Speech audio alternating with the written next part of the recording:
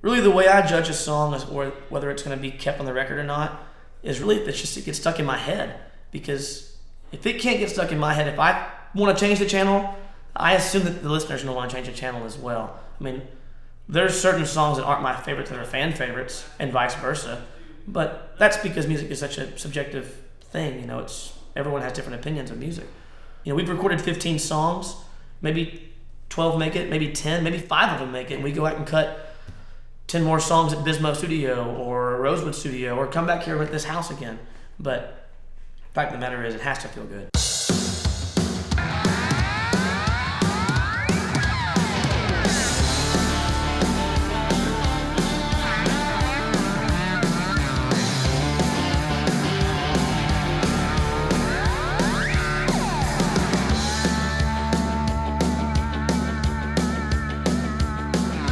The difference in the Begging for More album and this album is for sure that the Begging for More album had, 13 songs that were finished lyrically. And this album, it's of the 15 songs we've tracked, I don't think half of them are completed.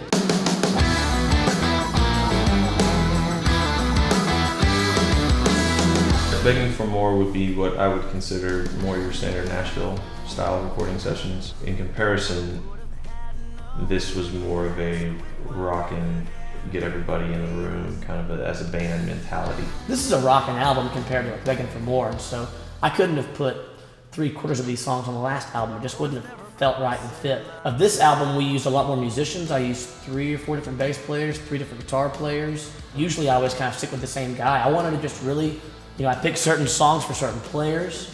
I just tried different things that I haven't done before. My experience with working with Kyle, the trust factor between he and I, sort of grew, and I really felt like I could try anything without him pointing the finger or shaking his head at me or anything. And because of that, I felt encouraged to try things that I might not have normally done. That may have been the gist of the session for everybody who was, fortunate enough to work on it. And I think because of that, I think Kyle's going to have an extremely fresh sounding record. Just try some things in that bridge. I would, halftime's good. Oh, that's the entrance. I'm rocking tonight, I'm walking on air, gonna find me some trouble, gonna grab my share. It just lends itself to getting big is what I'm saying. I want you tonight, I want The you. pre-chorus before the chorus, that's a build for you too, always. We should do it, but it should be on something else. I don't know if it works on that range. Breathing emotion, set it dancing in my ear. Bring on the rhythm when I hold you near. Take me in your arms, roll me through the night. Take me to your heart. We cut Rock Me Tonight, the Billy Squire song, which, as far as it being a rock song, I know I'm not a rocker, but I do like that kind of music. I like all kinds of music, and that's the point of cutting a song like that. Not being scared to branch out and do something new and do something different, just an idea, hoping it turned out well in the studio here at the house. And I think it turned out awesome. I love the bridge, it's a new bridge. I love the organ intro.